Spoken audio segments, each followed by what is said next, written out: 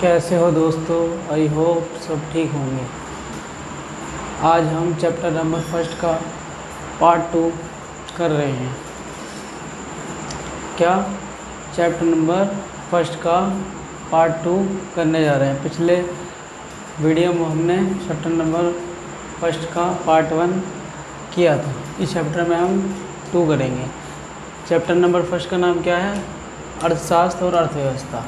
तो हमने इस चैप्टर में पिछली क्लास में क्या क्या पढ़ा था? हमने ओनली क्या पढ़ा था? अर्थशास्त्र किसे कहते हैं। अर्थशास्त्र का बिल्कुल बेसिक चीज़ पढ़ ली थी। क्या? अर्थशास्त्र की परिभाषा, अर्थशास्त्र का फादर ऑफ इकोनॉमिक्स पढ़ लिया था। और अर्थशास्त्र क्यों उत्पन्न हुई, अर्थशास्त्र की क्या है, अर्थशास्त्र का जन्म कैसे हुआ, हमने ये सब बातें हमने पढ़ लिया था अर्थशास्त्र के बारे में डिटेल में। अब हम अगला जो हमारा पार्ट है उसी चैप्टर का, उस पर पढ़ रहे हैं, हम उसको अध्ययन करेंगे। तो हमारा अगला क्या आता है? चेन की समस्या उत्पन्न होने के कारण। तो हमने पढ़ा था ना कि क्या है, अर्थशास्त्र का जन्म क्यों हुआ? चेन की समस्या की वजह से। क्यों हुआ? चेन की समस्या। और चेन की समस्या उत्पन्न क्यों होती है? इसलिए होती है क्योंकि हमारे जो संसाधन हैं वो क्या हैं, हमारी आवश्यकता की तुलना में बहुत कम है। हम चाहें कितने भी अमीर हो जाएं, पर हमारे जो संसाधन हैं वो हमारी आवश्यकता से हमेशा और हमेशा कम ही रहेंगे। तो हमारे क्या है, संसाधन हमारी आवश्यकता की तुलना में कम हैं और उनके वैकल्पिक यूज़ भी हैं, इसलिए हमारी चेन की समस्या उत्पन्न होती है। ठीक है, तो हम चेन की समस्या उत्पन्न होने के कारण जानेंगे क्यों होती है चेन की समस्या उत्पन्न, क्यों होती है। सबसे पहला पॉइंट हमारा क्या है? संसाधन क्या है हमारे पास?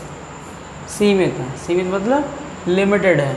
वह दुर्लभ है। दुर्लभ है मतलब कम है वो साधन। किसकी तुलना में कम है वो?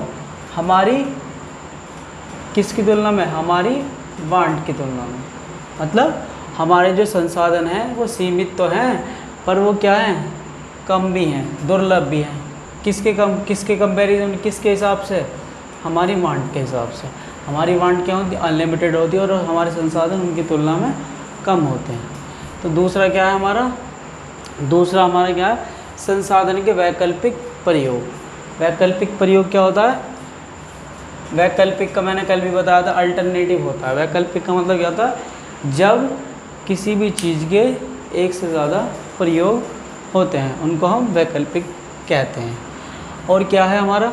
मानव आवश्यकता असीमित। जो हमारी आवश्यकताएं या ज़रूरत हैं वो क्या है?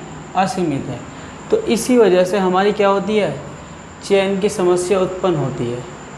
हमारी इकोनॉमिक्स हमें यही सिखाती है कि किसी भी चीज़ का हम किस तरह से चेन करें जिससे हम अपने को मैक्सिमम सेटिस्फैक्शन मिल सके। हमारा इकोनॉमिक्स का कोर मोटिव यही है कि हम अपने रिसोर्स को इस तरह से यूज़ करें जिससे हमारे क्या है, मैक्सिमम सेटिस्फैक्शन मिल सके। कोर मोटिव हमारा यही है। तो समझ आया? तो हमने चेन की समस्या उत्पन्न होने के कारण पढ़े। पहला ये, दूसरा ये। पहला क्या बताया था हमने? सीमित, दुर्लभ। और संसाधन के क्या हैं? वैकल्पिक यूज़ भी। और मानव आवश्यकताएँ क्या है हमारी? असीमित। अब हमने कल क्या बताया था? कल हमने बताया था, शॉर्ट में बताया था कि जो हमारी अर्थशास्त्र है उसकी क्या है? 2 ब्रांचेज हैं। क्या है? 2 ब्रांचेज है। इससे पहले हम ये शब्द पढ़ लेते हैं। ये शब्द का नाम क्या है? दुर्लभता। दुर्लभता क्या होती है? स्कार्सिटी। स्कार्सिटी का मतलब क्या होता है? शॉर्टेज। क्या होता है? शॉर्टेज। अब हम इसकी एक तरह से हल्का सा पता करते हैं इसके बारे में होता क्या। शॉर्टेज क्या होती है? जब किसी भी चीज़ या किसी भी वस्तु की मांग उसकी पूर्ति की तुलना में अधिक हो। मतलब डिमांड सप्लाई क्या हो हमारी? यहाँ आने रहा हुआ ये डिमांड और सप्लाई। जब हमारी क्या होती है?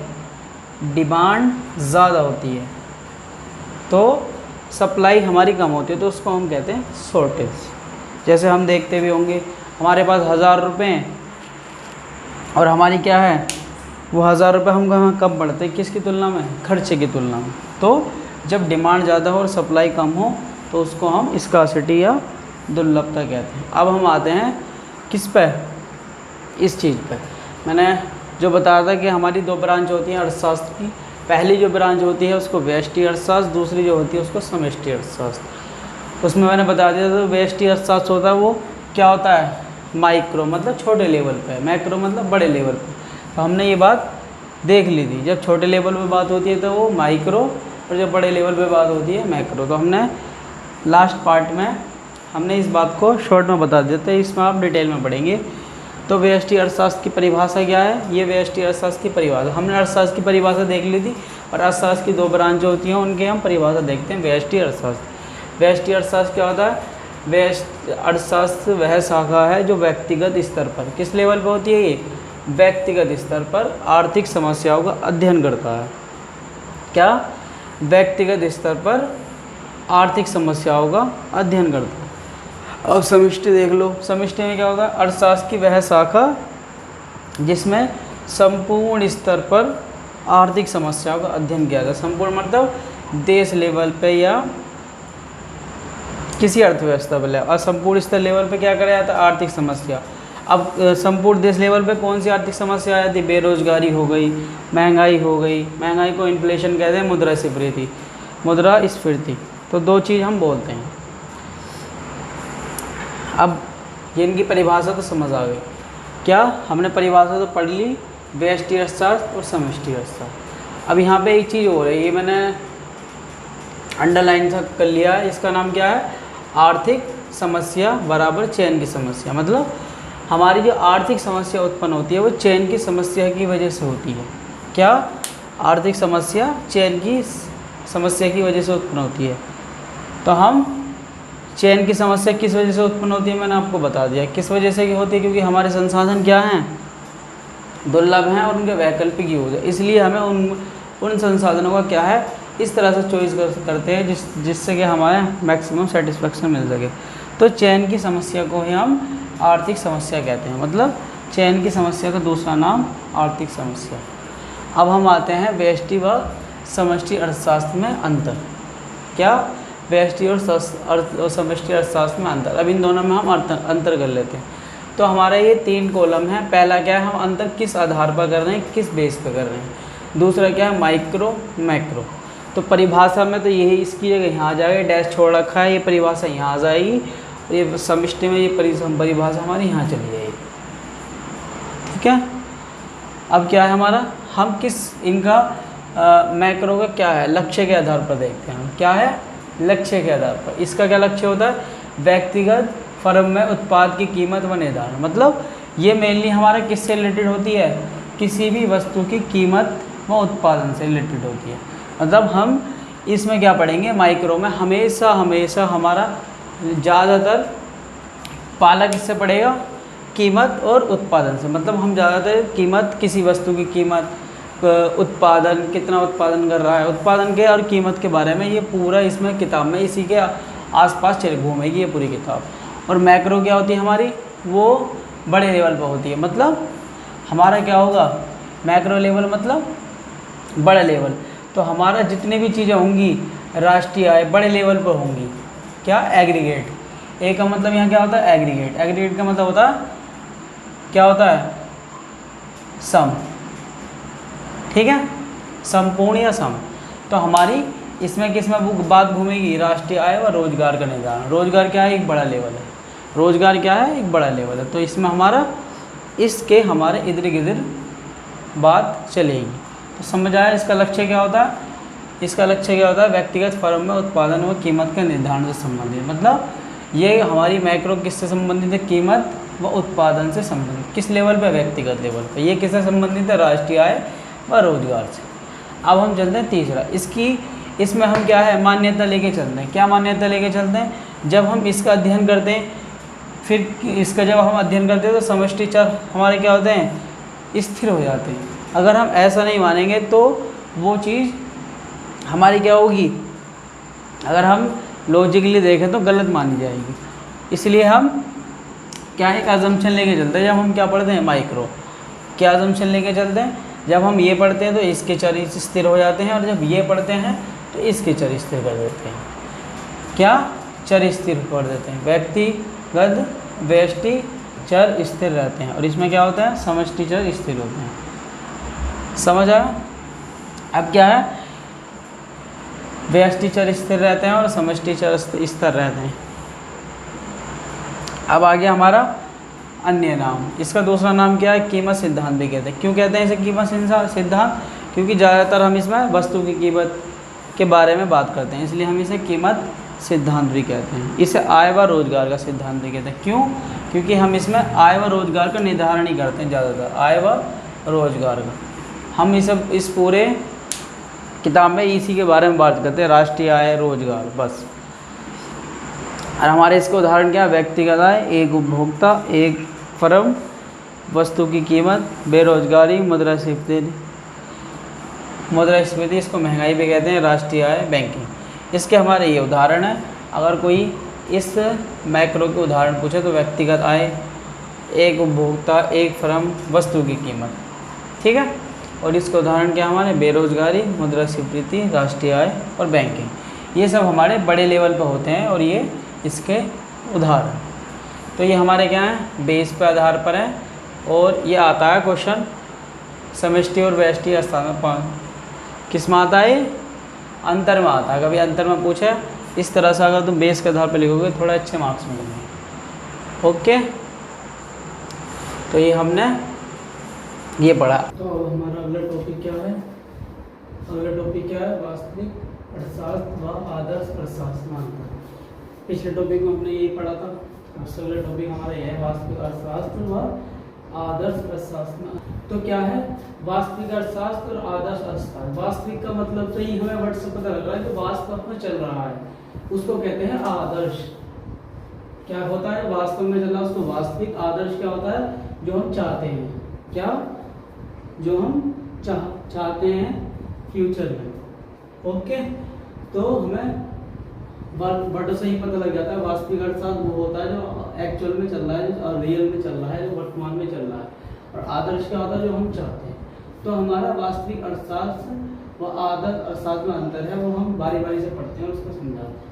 तो पहले क्या है वर्तमान में, मतलब आज के टाइम पे क्या चल रहा है, वो हम वास्तविक अर्थशास्त्र में पढ़ रहे हैं। जैसे कि आज की इकोनॉमी क्या है, क्या आज की क्या है हमारी महंगाई ले लो क्या चल रही, और हम महंगाई कम करना चाहते हैं, वो इसमें जाएगा। मतलब क्या है आज के टाइम में, वर्तमान में, और क्या होना चाहिए भविष्य में। ये पहला अंतर है इसमें हम क्या है की बात करते हैं, उसमें क्या होना चाहिए इसकी बात करते हैं। दूसरा क्या है, ये तथ्य पर आधारित है, मतलब ये बिल्कुल फैक्ट पर आधारित है। फैक्ट मतलब जैसे हमारा फैक्ट ऐसी चीजें होती हैं जो क्या होती है, जो चेंज नहीं होती। जैसे कि एक फैक्ट क्या है हमारा, सूरज क्या होता है हमारा, पूरब से निकलता है, वो उसी तरह से फैक्ट है। ऐसे ही फैक्ट है। फैक्ट मतलब हमें कैसा पता लगता है कि हम आंकड़े होते हैं, और जो आंकड़े होते हैं उससे बिल्कुल रियल चीज रहती है। तो ये क्या है, फैक्ट पर आधारित है। ये क्या, सुझाव व अनुमान पर आधारित। ये हमें ये क्या हम सोचते हैं कि भाई ये चीज ऐसी और ये ऐसी चीज होनी चाहिए। और अगला क्या है, चित्र व आंकड़ों का प्रयोग व्याख्या के लिए। हम इसमें क्या करते हैं, चित्र व आंकड़ों का प्रयोग करते हैं व्याख्या के लिए। मतलब अगर हमें वास्तविक अर्थशास्त्र को अंदर हम क्या है एक्सप्लेन करना है कोई चीज़, तो हम क्या पढ़ेंगे, चित्र व आंकड़ों की मदद से इसकी व्याख्या करते हैं, जैसे हम करते भी हैं स्टैटिस्टिक्स में। चित्र व आंकड़ों की मदद से हम चीज़ों को जानना चाहते हैं, रियल चीज़ों। इसमें क्या है, ये विचारधारा है। हर लोगों की विचारधारा अलग होगी।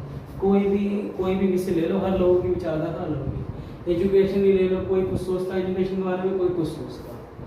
अब क्या है हमारा 4 क्या है, इसका उद्देश्य क्या होता है, वास्तविक व्याख्या।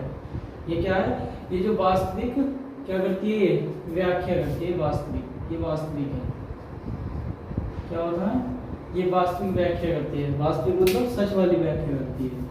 वास्तव में जो होता है उसको वास्तविक कहते हैं। और ये क्या है, इसका उद्देश्य क्या होता है, आदर्श होता है। आदर्श मतलब जैसे हमारे क्या होते हैं, हम किसी को आदर्श मानते हैं, या क्या ये होना चाहिए उस तरह से। और इसका उदाहरण क्या है, मुद्रास्फीति। जैसे क्या वर्तमान में ये है और हम इसको चाहते हैं हमारी मुद्रास्फीति मतलब महंगाई कम हो। दूसरा क्या है, एग्जाम मार्क्स हमारे कितने 75 आते हैं जैसे एग्जाम्पल के तौर पे, और हम कितनी आशा लगेंगे कि हमारे 98 या 95 आए। तो ये टोटली आशा पे डिपेंड होती है, सोच पे डिपेंड होती है हम क्या चाहते हैं। और जो रियल में चलता है वो इसमें आता है वास्तविक। एग्जाम्पल ये होगी आर्थिक वृद्धि, 8% है, हम सोचेंगे कि वृद्धि हमारी तेज हो जाए, मतलब हमारा ग्रोथ तेज हो देश की। बेरोजगारी दर कितनी है मान लो, ये हमने मान रखी है, रियल में नहीं है डाटा। बेरोजगारी दर कितनी है 12% है। हम क्या चाहेंगे बेरोजगारी दर बहुत कम हो जाए, बेरोजगारी ना रहे कोई, तो हम ये सोचेंगे। तो समझ आया, ये टोटली किस पर डिपेंड है, हमारे फ्यूचर में हम क्या चाहते हैं, क्या सोचते हैं, और जो रियल में जो चल रहा है वो इस पर डिपेंड है। रियल ये बताता है और आदर्श ये बताता है। ओके सही है। अब हम अगले टॉपिक पे चलते हैं अपनी। अगला टॉपिक क्या है हमारी, अर्थव्यवस्था।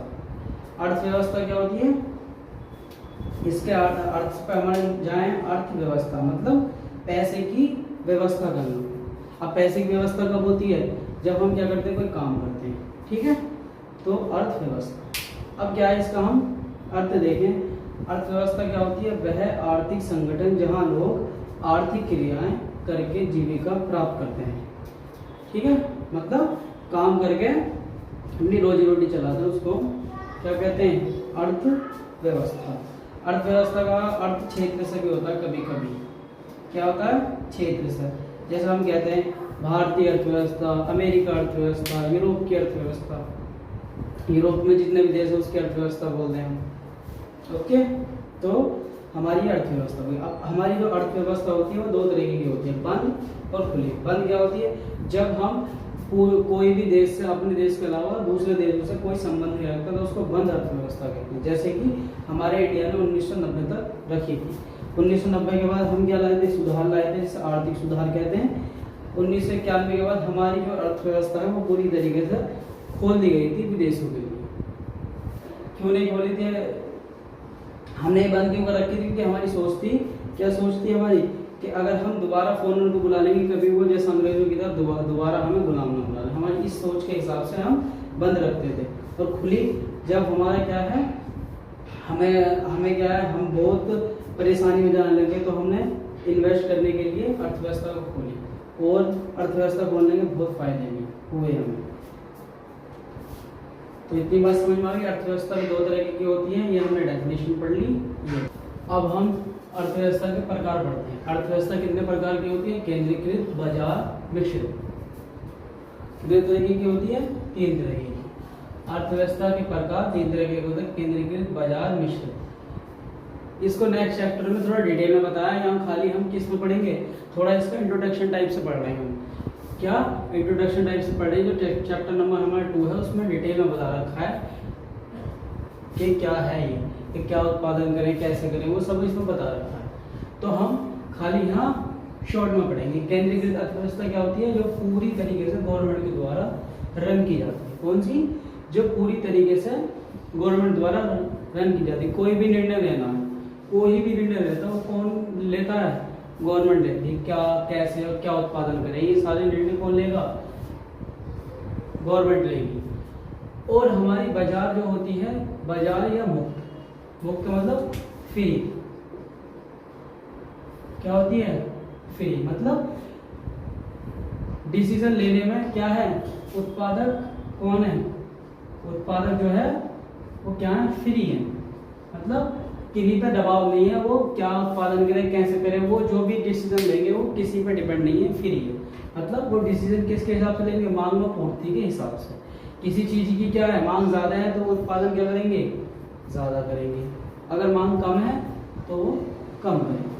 तो वो फ्रीली क्या होते हैं, फ्री होते हैं, क्या उत्पादन करें, कैसे करें, किसके लिए करें, वो पूरा फ्री होते हैं। तो केंद्रीकृत में क्या होता है, गवर्नमेंट, और मुक्त में फ्री होते हैं। और मिश्रित क्या होती है, जिसमें दोनों मिलकर डिसीजन लेते हैं, गवर्नमेंट और प्राइवेट। क्या, गवर्नमेंट और प्राइवेट जिसमें दोनों मिलकर डिसीजन लेते हैं, उसको कहते हैं हम मिश्रित। जैसे कि भारत में क्या है, हमारी भारत की जो अर्थव्यवस्था है वो मिश्रित अर्थव्यवस्था। इसमें गवर्नमेंट और प्राइवेट दोनों देश को रन करते हैं। तो हमारी जो अर्थव्यवस्था है वो कौन सी अर्थव्यवस्था है, वो मिश्रित अर्थव्यवस्था है। तो तीनों चीज समझ में आ गई, केंद्रीकृत, बाजार, मिश्रित। केंद्रीकृत गवर्नमेंट के द्वारा, और बाजार जो मुक्त है वो फ्री होती है कोई भी डिसीजन लेने में, और मिश्रित क्या होती है, दोनों मिलकर डिसीजन लेते हैं। ओके, तो हमारा ये यहाँ पे फर्स्ट चैप्टर कंप्लीट हो गया। अब हम नेक्स्ट चैप्टर 2 करेंगे। हमारे मैंने बताया था पिछली वीडियो में हमारे यूनिट फर्स्ट में 2 चैप्टर हैं, चैप्टर 1 और चैप्टर 2 बताया था ना। अब हम चैप्टर नंबर 2 पढ़ेंगे तो हमारी क्या हो जाएगी, यूनिट फर्स्ट कंप्लीट हो जाएगी। जो भी बच्चे हमारी वीडियो से पढ़ रहे हैं क्या व्यष्टि अर्थशास्त्र, तो वो प्लीज़ कमेंट में ये ज़रूर बताएं कि हम इसी बुक को कंप्लीट करें, क्या यूनिट वाइज पढ़ाएं, एक यूनिट इसकी एक यूनिट किसकी, सांख्यिकी वाली, इस तरह से पढ़ाना है, या हम वीडियो जो इस तरह से डालें, या क्या है एक एक बुक की पूरी कवर करके डालें।